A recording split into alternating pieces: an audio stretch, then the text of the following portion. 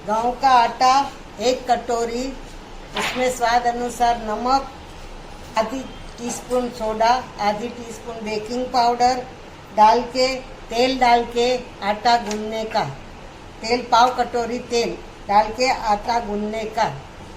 फिर उसमें बीच में मसाला करने के लिए कश्मीरी मिर्ची पीस के उसमें थोड़ा नमक डालने का, धनिया, जीरा, तेल और लहसुन ये सब पीस के उसका मसाला बनाने का। फिर ऊपर तिल डालने का, तिल पीसने में नहीं डालने का। और बाद में रोस्टेड शकरपारा बनाने का।